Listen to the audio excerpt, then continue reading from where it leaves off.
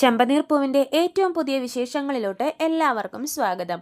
അപ്പോൾ നമ്മുടെ ശ്രുതി ഒരു മലേഷ്യക്കാരി അല്ലെന്നുള്ളൊരു സത്യം ചന്ദ്ര മനസ്സിലാക്കുവാണ്. മനസ്സിലാക്കി കഴിയുമ്പോഴേക്കും പിന്നെ ചന്ദ്രോദയത്തിലൊരു വലിയൊരു താണ്ഡവം തന്നെ നടക്കുവാണ്. ചന്ദ്രയുടെ ശ്രുതിയെ പിടിച്ച് പുറത്താക്കുന്ന ഒരു എപ്പിസോഡാണ് ഉടനെ വരാൻ പോകുന്നത്. അപ്പോൾ വീഡിയോ ഇഷ്ടമായെങ്കിൽ ലൈക്ക് ചെയ്യാനും സബ്സ്ക്രൈബ് ചെയ്യാനും മറക്കരുത്. അങ്ങനെ കല്യാണം കഴിയുമ്പോഴേക്കും മാളുവിൻ്റെ ഫെബിൻ്റെ വിവാഹം കഴിയുമ്പോഴേക്കും എല്ലാവരും, അതായത് ചന്ദ്രോദയത്തിലെ അംഗങ്ങളെല്ലാം പോയെന്നുള്ളൊരു ധൈര്യത്തിൽ നമ്മുടെ ബീരാനിക്ക ഹോളിലോട്ട് മണ്ഡപത്തിലോട്ട് വരുവാണേ. പക്ഷെ അവിടെ നമ്മുടെ സച്ചിയും രേവതിയും പോയിട്ടുണ്ടാവില്ല. ബീരാനെ കാണുന്നതും ഇവർക്കും ഷോക്കാവുകയാണ്. സച്ചിയും രേവതിയും കാണുന്നതും ബീരാനും ഷോക്കാവുകയാണ്. പിന്നെ അശോകൻ അങ്കിള് നമ്മുടെ ബീരാനെ സച്ചിക്കും രേവതിക്കുമായിട്ട് പരിചയപ്പെടുത്തി കൊടുക്കുന്നുണ്ട്. കുറേ നേരമായി ഞാൻ ഈ ജയദേവനെ നിങ്ങൾക്കായിട്ട് പരിചയപ്പെടുത്താൻ വേണ്ടി നോക്കുന്നു. ഇതാണ് ഫെബിൻ്റെ മാമൻ എന്നൊക്കെ പറഞ്ഞ് പരിചയപ്പെടുത്തുന്നുണ്ട്. നാടക നടനാണ്, കുറച്ച് സിനിമകളിലും മുഖം കാണിച്ചിട്ടുണ്ടെന്നൊക്കെ പറയുമ്പോഴേക്കും രേവതി പറയുന്നുണ്ട്, പിന്നെ ഞങ്ങൾക്ക് നന്നായിട്ട് അറിയാം ഈ മാമനെ, ഞങ്ങൾ ചില നാടകങ്ങളിലേക്ക് കണ്ടിട്ടുണ്ട്. ഒരു നാടകത്തിൽ ഇളയച്ചൻ്റെ വേഷം അഭിനയിച്ചായിരുന്നില്ലേ, അത് സൂപ്പറായിരുന്നു എന്നൊക്കെ പറഞ്ഞ് രേവതി ഒന്ന് ആക്കുന്നൊക്കെയുണ്ട്. ഇളയച്ചൻ ഒന്നും മിണ്ടാതെ ഇങ്ങനെ നിൽക്കുവാണ്. എങ്ങോട്ടോടും, അവരുടെ മുമ്പിൽ പെട്ടും പോയല്ലോ, ഇനി രക്ഷപ്പെടാൻ ഒരു വഴിയില്ലെന്ന് ഇളയച്ചനെ മനസ്സിലാകുമ്പോഴേക്കും ഒന്നും മിണ്ടാതെ നിൽക്കുവാണ്. അപ്പോൾ സച്ചി പറയുന്നുണ്ട്, രേവതി ആ വേഷം അത്രയും ഗംഭീരമാക്കിയതിന് നമുക്ക് ഇളയച്ചനൊരു സ്വീകരണം കൊടുക്കണ്ടേ? അപ്പോൾ രേവതി പറയുന്നുണ്ട്, അതേ സച്ചി ഏട്ടാ. അപ്പോൾ സച്ചി പറയുന്നുണ്ട്, എന്നാ വാ നമുക്ക് ഈ ഫെബിൻ്റെ മാമനെ വീട്ടിലോട്ട് കൊണ്ടുപോകും. അവിടെ ആരും ഫെബിൻ്റെ മാമനെ കണ്ടിട്ടില്ല, എത്രയും വലിയൊരു തങ്കപ്പെട്ട മനുഷ്യനല്ലേ ഇദ്ദേഹം, വാന്ന് പറഞ്ഞിട്ട് ബീരാനെയും കൂട്ടിക്കൊണ്ട് സച്ചി കാറിൻ്റെ അടുത്തോട്ട് പോവാണ്. ബീരാൻ ഒന്നും മിണ്ടാതെ, അവിടെ നിന്നൊന്നും മിണ്ടാനും പറ്റില്ലല്ലോ, കാരണം താനൊരു കുടുംബത്തെ മൊത്തം പറ്റിക്കുമായിരുന്നുള്ളൊരു തിരിച്ചറിവ് ബീരാനും ഉണ്ട്. സച്ചി എങ്ങാനും വായ തുറന്ന് എന്തെങ്കിലും പറഞ്ഞു കഴിഞ്ഞാൽ താൻ എല്ലാവരുടെ മുമ്പിലും നാണം കിടും. താൻ മാത്രമല്ല ഫെബിൻ്റെ വീട്ടുകാരും പെണ്ണിൻ്റെ വീട്ടുകാർക്ക് മുമ്പിൽ അപമാനപ്പെടും എന്നൊക്കെ ഉള്ളൊരു തിരിച്ചറിവ് ബീരാൻ ഉണ്ടാവുകയാണ്. അതുകൊണ്ടൊന്നും മിണ്ടാതെ തന്നെ സച്ചിയുടെയും രേവതിയുടെയും കൂടെ പോവാണ്. അപ്പോൾ സച്ചി അവിടെ വെച്ച് ബീരാനോട് ഭയങ്കര ദേഷ്യപ്പെടുന്നൊക്കെയുണ്ട്. അപ്പോൾ എങ്ങനെയാ സത്യങ്ങളൊക്കെ പറയുമല്ലേ എന്ന് ചോദിക്കുമ്പോഴേക്കും ബീരാൻ പറയുന്നുണ്ട്, എന്നോട് ക്ഷമിക്കണം സച്ചി, ഞാൻ എല്ലാം പറയാം, ഇവിടെ വെച്ചൊരു പ്രശ്നം ഉണ്ടാക്കരുതെന്നൊക്കെ പറഞ്ഞ് ബീരാൻ മാപ്പും ചോദിക്കുന്നുണ്ട്, കാല് പിടിച്ച് കരയുന്നൊക്കെയുണ്ട്. അങ്ങനെ സച്ചിൻ രേവതിയും കൂടി ബീരാനെയും കൂട്ടി നേരെ ചന്ദ്രോദയത്തിലോട്ട് പോവാണ്. അവിടെ എത്തിക്കഴിയുമ്പോഴേക്കും ബീരാനെ പുറത്ത് നിർത്തിയിട്ട് സച്ചിൻ രേവതിയാണ് അകത്തോട്ട് കയറിപ്പോകുന്നത്. എന്നിട്ട് എല്ലാവരും ഹോളിലോട്ട് വിളിച്ചിരുത്തുന്നുണ്ട്. വർഷയും ശ്രീകാന്തും ഇല്ല. അവർ കല്യാണം കഴിയുമ്പോൾ തന്നെ ഒരു റിസോർട്ടിൽ മുറി ബുക്ക് ചെയ്തിട്ടുണ്ടായിരുന്നു. അവർ നേരെ അങ്ങോട്ടേക്ക് പോവാണ്. ബാക്കി എല്ലാവരും ഉണ്ട്. സച്ചി എല്ലാവരെയും വിളിച്ച് കൂട്ടുമ്പോൾ തന്നെ ചന്ദ്രയ്ക്കും ശ്രുതിക്കും അതൊന്നും ഇഷ്ടപ്പെടുന്നില്ലല്ലോ. ഇവൻ എന്തായി കാണിക്കുന്നത്, എന്തിനാ ഇപ്പോൾ എല്ലാവരും വിളിച്ചിരുത്തുന്നതൊക്കെ ചന്ദ്ര ചോദിക്കുന്നുണ്ട്.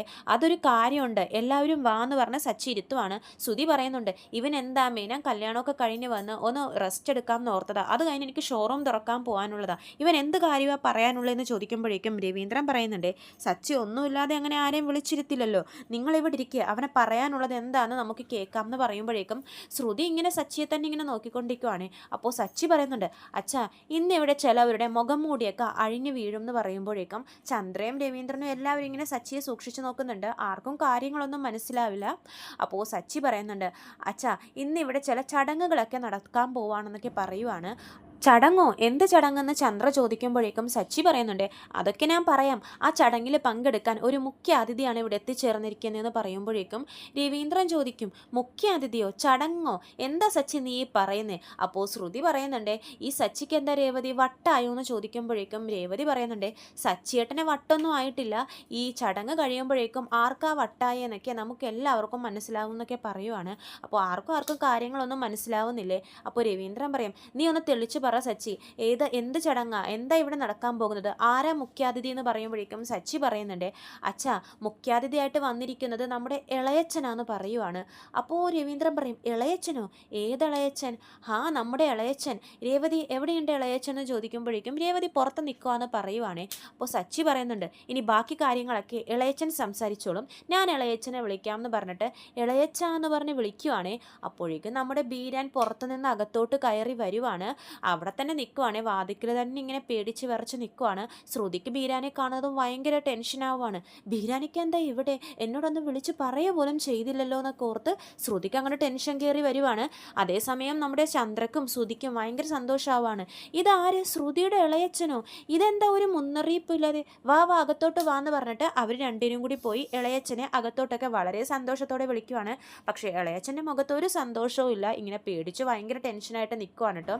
അപ്പോൾ ശ്രുതി ചോദിക്കുന്നുണ്ട്, ശ്രുതി നീ എന്താ ഇളയച്ചൻ വരുന്ന കാര്യം നേരത്തെ പറയാത്തെന്ന് ചോദിക്കുമ്പോഴേക്കും ശ്രുതി അങ്ങനെ നിന്ന് പരിങ്ങുവാണ്. എന്തു പറയണം, എന്താണ് ഒന്നും അറിയില്ല ശ്രുതിക്ക്. ശ്രുതി പറയുന്നുണ്ടേ, ഓ അന്ന് ബിസിനസ് ഡെവലപ്പ് ചെയ്യാൻ വേണ്ടി കാശ് ഇളയച്ചനോട് ചോദിക്കണമെന്ന് പറഞ്ഞിട്ടുണ്ടായിരുന്നില്ലേ, അതുമായിട്ട് വന്നതായിരിക്കുമല്ലേ ഇളയച്ചൻ.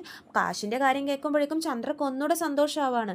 വാ ഇളയച്ച വന്നിരിക്കുക എന്നൊക്കെ പറഞ്ഞിട്ട് ഇളയച്ചനെ ഭയങ്കരമായിട്ട് സ്വീകരിച്ച് ചന്ദ്രയും ശ്രുതിയും കൂടി ഇരുത്തുവാണ്. മലേഷ്യയിൽ നിന്നും എപ്പെത്തി, ഞാൻ അറിഞ്ഞില്ല കേട്ടോ ഇവിടെ എത്തിയ കാര്യം, ആരും പറഞ്ഞൊന്നുമില്ല എന്നൊക്കെ പറഞ്ഞ് ചന്ദ്ര ഭയങ്കര വിശേഷം പറച്ചിലാണ്. എന്നിട്ട് പറയുന്നുണ്ട്, ശ്രുതിയുടെ അച്ഛൻ നമ്മളെ വിട്ട് പോയി, അദ്ദേഹത്തെ കാണാനും ഞങ്ങൾക്ക് സാധിച്ചില്ല, ഇനി ഇളയച്ചൻ മാത്രമേ ഉള്ളൂ ഇവൾക്ക്, ഇടയ്ക്കിടയ്ക്ക് ഇങ്ങോട്ടേക്ക് വന്നൊക്കെ പോകുന്നൊക്കെ ചന്ദ്ര പറയുന്നുണ്ട്. ബീരാൻ ഒന്നും മിണ്ടാതെ ഇങ്ങനെ തലയും കുനിച്ചിരിക്കുവാണ്. അപ്പോൾ ചന്ദ്ര ചോദിക്കുന്നുണ്ട്, മലേഷ്യയിലെ കേസിൻ്റെ കാര്യമൊക്കെ എന്തായി, കിട്ടാനുള്ളതൊക്കെ ഈ ശ്രുതിക്ക് തന്നെ കിട്ടില്ലേ എന്ന് ചോദിക്കുമ്പോഴേക്കും ബീരാൻ ഇങ്ങനെ ശ്രുതിയെ നോക്കുവാണ്. ശ്രുതി അപ്പോൾ ബീരാനെ തന്നെ ഇങ്ങനെ നോക്കിക്കൊണ്ട് നിൽക്കുവാണ്. സച്ചിൻ രേവതിയും പരസ്പരം മുഖത്തോട് മുഖം നോക്കി ചിരിക്കുവാണ്. അപ്പോഴേക്കും ശ്രുതി ഇങ്ങനെ മനസ്സിൽ വിചാരിക്കുന്നുണ്ട്, ഇവരെങ്ങനെയോ എവിടെയോ വെച്ച് ഈ ബീരാനിക്കയെ കണ്ടിട്ടുണ്ട്, അതാ ഇങ്ങോട്ടേക്ക് കൂട്ടിക്കൊണ്ട് വന്നത്, എങ്ങനെയെങ്കിലും ഇത് റൂട്ട് മാറ്റി വിടണം എന്ന് പറഞ്ഞിട്ട് ശ്രുതി ഇടയിൽ കയറി ഇടപെടുവാണ്. ഇളയച്ചൻ എപ്പോഴാണ് വന്നത്, എന്തെങ്കിലും ബിസിനസ് ആവശ്യത്തിന് വേണ്ടി വന്നതാണോ? ഇളയച്ചൻ ഭയങ്കര ബിസി ആയിരിക്കും, ഈ സച്ചിക്കും രേവതിക്കും വേറെ പണിയൊന്നുമില്ലേ, എൻ്റെ ഇളയച്ചനെ ഡിസ്റ്റർബ് ചെയ്യാൻ വേണ്ടിയിട്ട് ഇളയച്ചൻ ഇങ്ങോട്ടേക്ക് വരണം എന്നുണ്ടെങ്കിൽ ഇളയച്ചനായിട്ട് തന്നെ വരും, നിങ്ങളായിട്ട് എന്തിനാ കൂട്ടിക്കൊണ്ട് വന്നത്, എൻ്റെ വിഷയത്തിൽ ഇടപെടരുതെന്ന് ഞാൻ പറഞ്ഞിട്ടുള്ളതല്ലേ എന്നൊക്കെ പറഞ്ഞ് ശ്രുതി ആ വിഷയം അങ്ങോട്ട് റൂട്ട് മാറ്റി വിടാൻ നോക്കുമ്പോഴേക്കും സച്ചി പറയുന്നുണ്ട്, പാലറേട്ടത്തി ഈ ഇളയച്ച എന്ന് വിളിക്കുന്നത് കേൾക്കാൻ നല്ല രസമുണ്ട്, പക്ഷേ ഈ ഇളയച്ചൻ വേറൊരാളുടെ മാമനും കൂടിയാന്ന് പറയുമ്പോഴേക്കും എല്ലാവരും ഇങ്ങനെ നോക്കിക്കൊണ്ട് നിൽക്കുവാണ്. മാമനോ, ആരുടെ മാമൻ എന്ന് നമ്മുടെ രവീന്ദ്രൻ ചോദിക്കുവാണ്. അപ്പോഴേക്കും സച്ചി പറയുന്നുണ്ട്, അച്ഛാ നമ്മുടെ അശോകനങ്ങളുടെ മോളില്ലേ മാളുവിനെ കെട്ടിയ ഫെബിൻ്റെ മാമനാണ് ഈ നിൽക്കുന്ന ബീരാൻ അങ്കിൾ എന്ന് പറയുവാണ്. അപ്പോഴേക്കും രവീന്ദ്രൻ ചോദിക്കും, ബീരാൻ അങ്കിളോ? ബീരാൻ എന്ന ഇദ്ദേഹത്തിൻ്റെ പേരെന്നൊക്കെ സച്ചി പറയുന്നുണ്ട്. അപ്പോഴേക്കും ആർക്കും കാര്യങ്ങളൊന്നും മനസ്സിലാവുന്നില്ല. ചന്ദ്ര പറയുന്നുണ്ട്, ഇവൻ എന്തൊക്കെയാ പറയുന്നത്, ശ്രുതിയുടെ ഇളയച്ചൻ എങ്ങനെയാ ഫെബിൻ്റെ മാമനാവുന്നതെന്ന് ചോദിക്കുമ്പോഴേക്കും രേവതി പറയുന്നുണ്ട്, അച്ഛാ കല്യാണത്തിന് അശോകനങ്ങൾ കുറേ നമ്മളെ പരിചയപ്പെടുത്താൻ വേണ്ടിയിട്ട് ഫെബിൻ്റെ മാമനെ അന്വേഷിച്ച് നടന്നായിരുന്നില്ലേ. അപ്പോഴേക്കും രവീന്ദ്രൻ പറയുന്നുണ്ട്, ആ മോളെ, പക്ഷെ അദ്ദേഹത്തെ കാണാൻ സാധിച്ചില്ല എന്ന് പറയുമ്പോഴേക്കും രേവതി പറയുന്നുണ്ട്, എന്നാൽ അതേ ഇപ്പോൾ അച്ഛൻ്റെ മുമ്പിൽ ഇരിപ്പുണ്ട് ആ ഫെബിൻ്റെ മാമൻ എന്ന് പറഞ്ഞിട്ട് ബീരാനിക്കയെ കാണിച്ചു കൊടുക്കുവാണ്. അപ്പോൾ സച്ചി പറയുന്നുണ്ട്, ഇയാളുടെ ശരിക്കുള്ള പേര് ജയദീപൻ എന്ന, ബീരാൻ നാട്ടുകാരൊക്കെ വിളിക്കുക എന്നൊക്കെ പറയുന്നുണ്ട്. എല്ലാവർക്കും ഇത് കേൾക്കുമ്പോഴേക്കും ഭയങ്കര ഷോക്കാവാണ്. ശ്രുതിക്ക് മനസ്സിലായി ഈ സച്ചി സത്യങ്ങളൊക്കെ മനസ്സിലാക്കിയിട്ടുണ്ടെന്ന്. ശ്രുതി എന്ത് ചെയ്യണമെന്നറിയാതെ ഇങ്ങനെ പരിഭ്രാന്തപ്പെട്ട് നിൽക്കുവാണ്.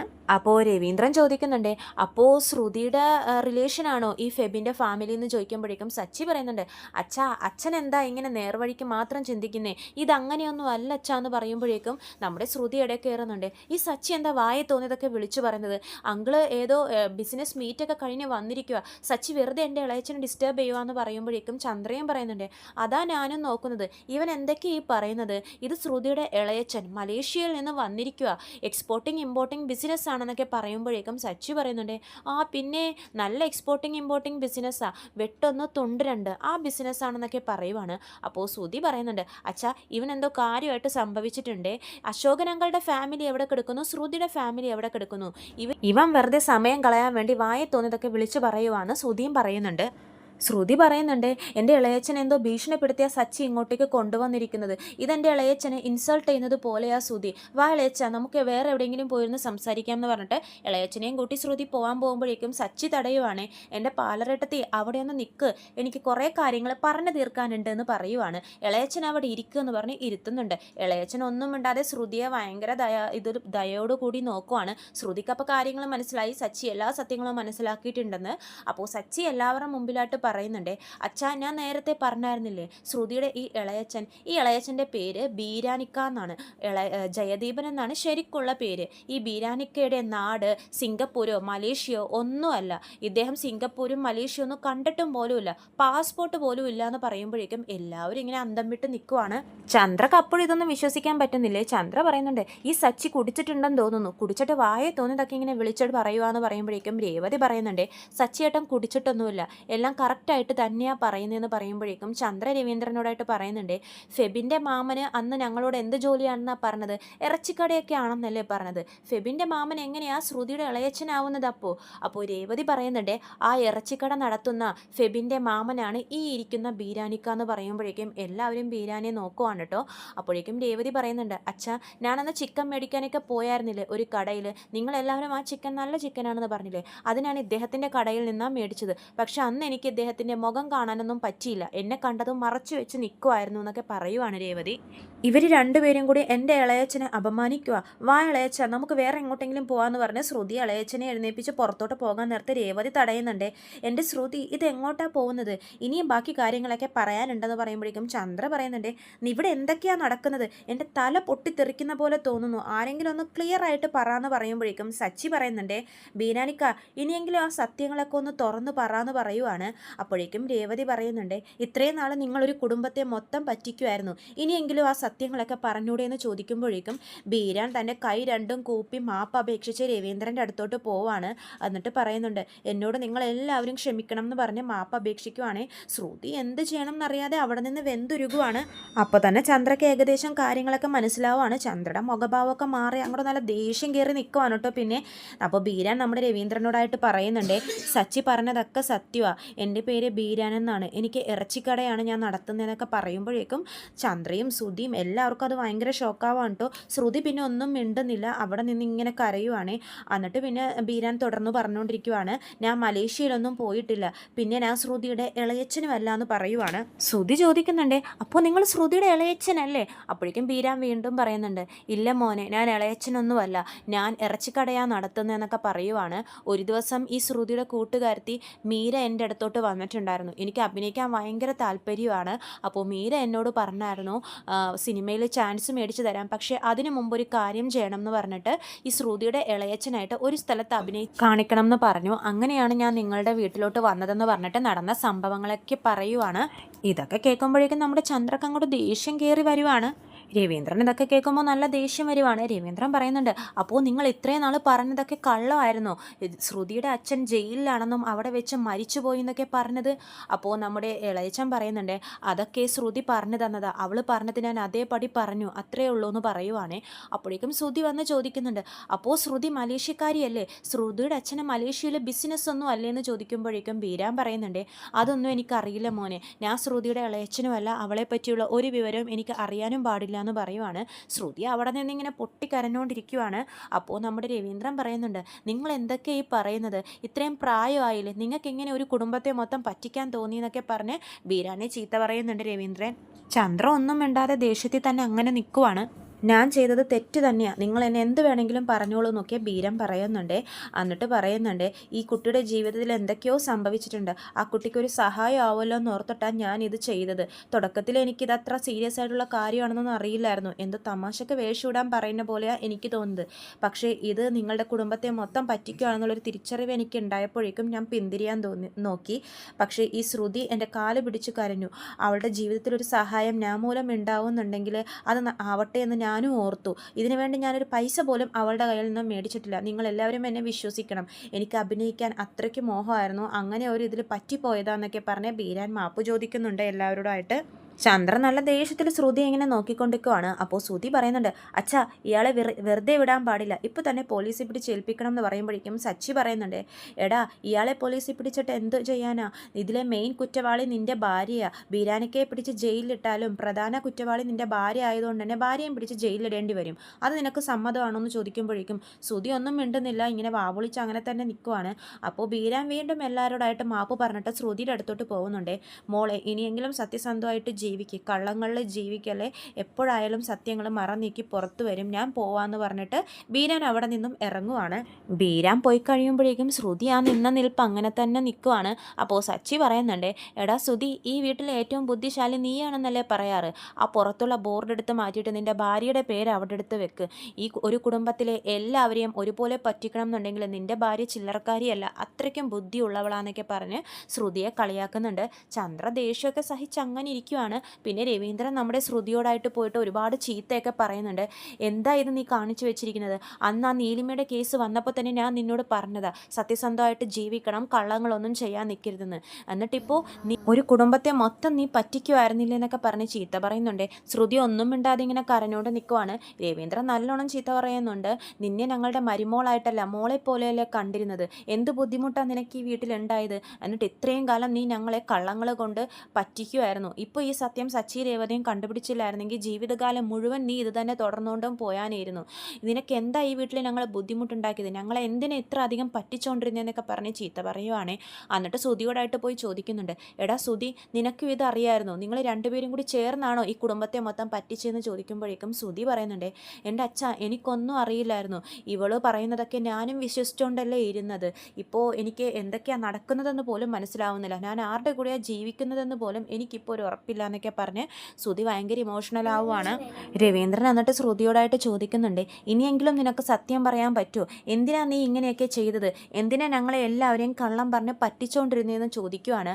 അപ്പോൾ ശ്രുതി, ഇല്ല അങ്കിൾ, ഞാൻ അതൊന്നും ഉദ്ദേശിച്ചിട്ടല്ല എന്ന് പറഞ്ഞ് വായ തുറക്കുമ്പോഴേക്കും പിന്നെ നമ്മുടെ ചന്ദ്ര അവിടെ കിടന്ന് പൊട്ടിത്തെറിക്കുവാണ്. നിർത്തിരി മലേഷ്യക്കള്ളി എന്ന് പറഞ്ഞ് ചാടിത്തുള്ളി നമ്മുടെ ശ്രുതിയുടെ അടുത്തോട്ട് വരുവാണ് ചന്ദ്ര. ആരാടി നീ, സത്യം പറയടി എന്ന് പറഞ്ഞിട്ട് ശ്രുതിനിട്ട് മുഖത്തിട്ട് ഒറ്റ അടി കൊടുക്കുവാണ് ചന്ദ്ര.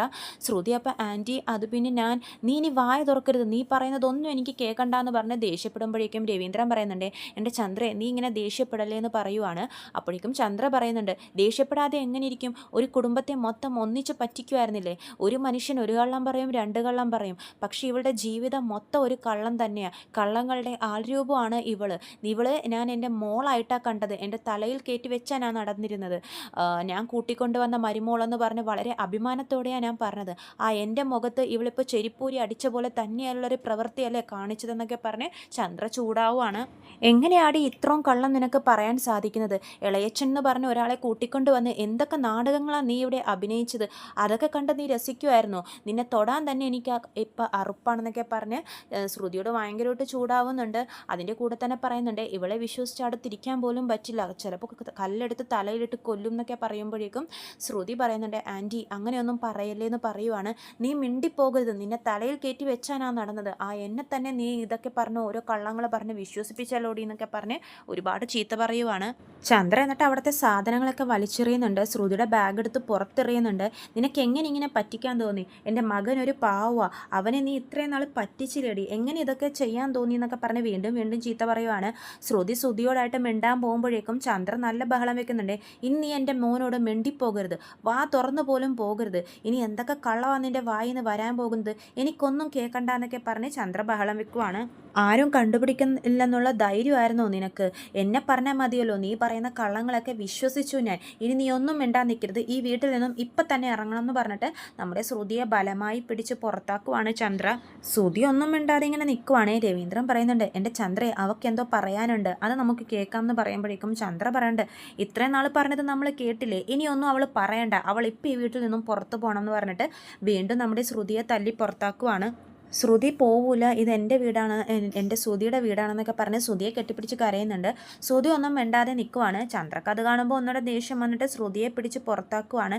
ഇനി നിനക്ക് ഈ വീട്ടിലൊരു സ്ഥാനം പോലും ഇല്ല, ഇപ്പം തന്നെ മര്യാദയ്ക്ക് ഇറങ്ങിപ്പോ, അല്പം ആത്മാഭിമാനം ഉണ്ടെങ്കിൽ ഇറങ്ങിപ്പോടി കടക്ക് പുറത്തെന്നൊക്കെ പറഞ്ഞിട്ട് ശ്രുതിയെ തള്ളി പുറത്താക്കിയിട്ട് ചന്ദ്ര വാതിലടക്കുവാണ്. ഇതൊക്കെയാണ് ചെമ്പനീർ പൂവിൻ്റെ ഏറ്റവും പുതിയ വിശേഷങ്ങൾ. കൂടുതൽ വിശേഷങ്ങൾ ഞാൻ എൻ്റെ ചാനലിലൂടെ അപ്ലോഡ് ചെയ്യുന്നതാണ്. ചാനൽ സബ്സ്ക്രൈബ് ചെയ്യാത്തവർ സബ്സ്ക്രൈബ് ചെയ്യണം. വീഡിയോ ഇഷ്ടമായെങ്കിൽ ലൈക്ക് ചെയ്യാനും മറക്കരുത്. എല്ലാവർക്കും നന്ദി.